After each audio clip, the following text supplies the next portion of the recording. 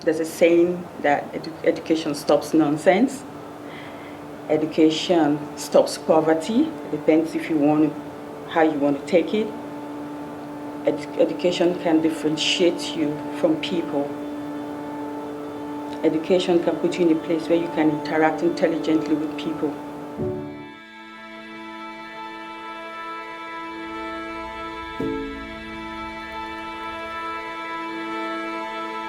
I'm Rachel Ngozi Osazua, and that's my legal name right now, because I just got my citizenship in April 16th, and it's so exciting and happy to be a citizen of this great country, America. I'm 51 years old. I'm from a family of 3. I'm the first, and I have 2 sisters. My mom and dad are still alive. They're doing well. They are aging, and I'm in school for nursing. I'm looking forward to become a nurse practitioner, which is my goal, because I come from a family that looks at taking care of people as their priority, and my mom did her physical and health education. So that's the background of which I grew up to be attracted to nursing and be in the medical field, because we have a lot of doctors and nurses in the family. I'm Nigerian. Now I'm Nigerian American, and in Nigeria I come from a state called Edo State.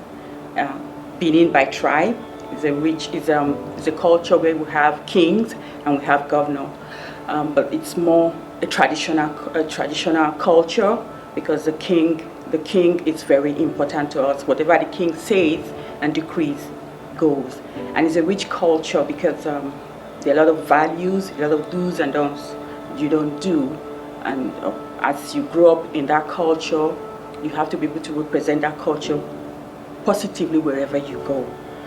I got married, and moved in here. So since I have to go back to school to further my education, to be able to contribute to this country, I had to go back to school, and CCC was just close by, and it's closest to me to go to, and I have no regrets. It's been an awesome experience, and this is like my alma mater for now. I come from a family of that believes that education is the best thing you can get.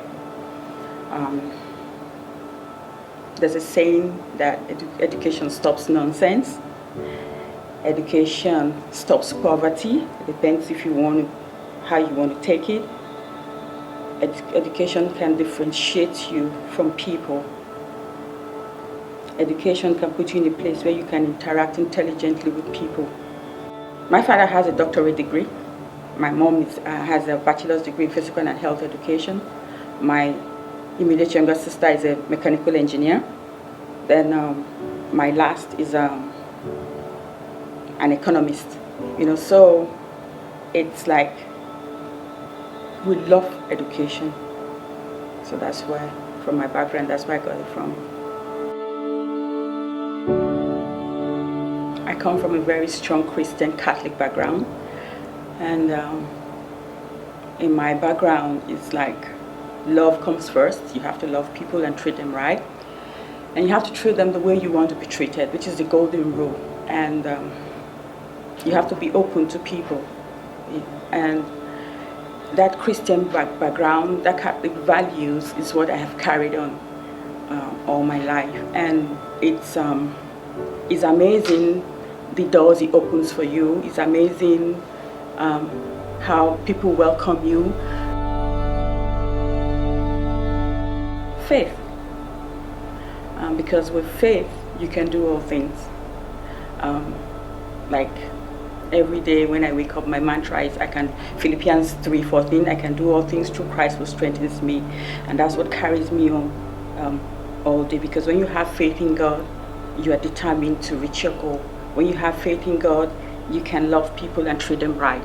When you have faith in God, there's nothing you cannot overcome. Growing up, we're taught that race is people from different backgrounds, different culture, from different education, they have different educational background, and you just have to love them when you see them. You have to welcome them when you are in their midst. So people that are different from you, so you should be able to be open to them and welcome them when they come, so you can learn from them and they can learn from you. We can all not be the same, you know, and that's the beauty of it all. And that's why God is so awesome, because when you look at people from different culture, different color, different race, being together in one being, that's the awesomeness. You just cannot understand it. So that's how I look at it. I say, oh, we are created in one image, and that image is one being. So when you put the black, the white, the gold hair, the blonde hair, the able and the disabled together in one being, it's an awesome thing to look at. And so we must love each other. That's how I was brought up, about race, you know. Gender is either you are a male or a female, a boy or a girl, a man or a woman. You know, that's how I grew up to know about gender. But traveling and studying, and with the vast education going on, you find out that gender is more than that. It's more than a male or female. It's more than man or woman. You know, people are different in different ways. You know, they have different hormones flowing in them. So they can say, a man becomes, I feel like a woman, I feel like a man. So you just have to respect them for whoever they feel they are, you know, and love them who they feel they are. That's because, you know, most of the times we're trying to be God to people's life. You cannot be God to anybody's life. You know, whatever that person feels at that point in time, God knows how to handle that person. Just love, that's all we can do.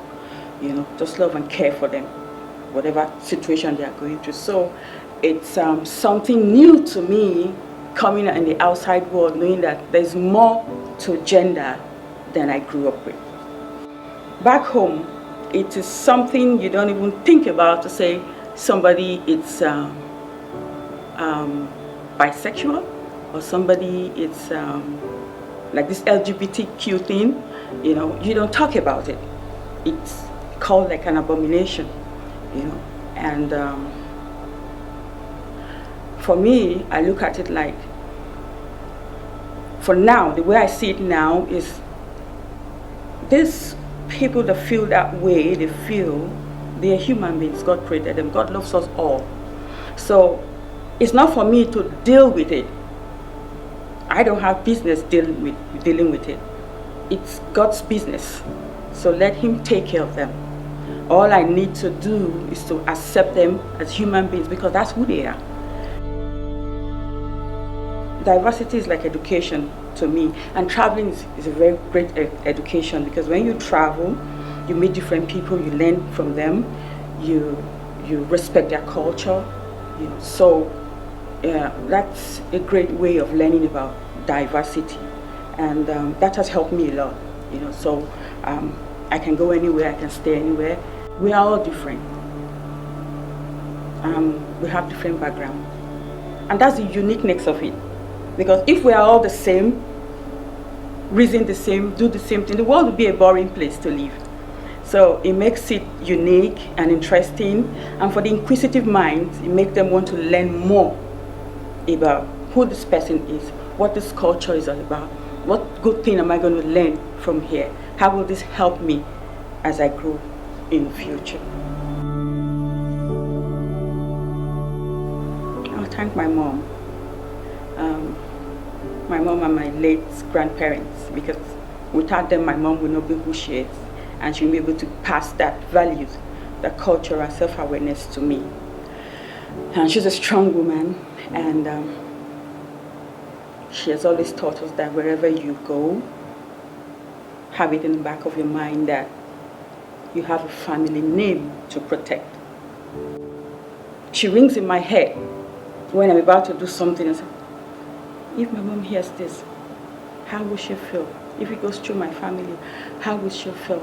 Immediately, the answer I get is that I go for it or I don't do it anymore. So I will thank her a lot, because without her, I won't be where I am today. I've had great experience here. I don't have any reason to complain, but I know that some of us are still struggling with some things. Take example for microcomputers I'm taking now. For some of us from the minority group, we don't. Computer is not something. It's not a technology that we have back home that you deal with every day. But America is a technology-driven country, so I would say that for the minority group, as soon as they step their feet into CTC, CCC, microcomputer should be made mandatory for them, because it's going to help you throughout the course. It's going to help you in a place of work. It's going to help you as you go into the society. So doing it, I wish I had taken it when I just got into school. It would have helped me to overcome most of the struggles I was having with technology. So I think that's one of the things that should be looked into. We don't have much minority group here. We just have a few of them. And I think there should be a team to work with them in the aspect of them being able to voice themselves. A lot of us are going through a lot of things that they cannot explain, and they should have one minority person inside the team that can actually, because when they know that they have somebody like them in that team, they can comfort and say whatever their needs are, and help in communication, because a lot of us from Africa, your American way of communicating is different from our way of communicating, and help us with a body language thing. My body language might send a wrong message to you. It will make a lot of them come out, a lot of minority group come out from their shell. So I think it's a great thing. It's a beautiful thing, because there's beauty in diversity, I don't know how people look at it. I just want to see a day where we all be in an open place, different culture, different dressing, different food,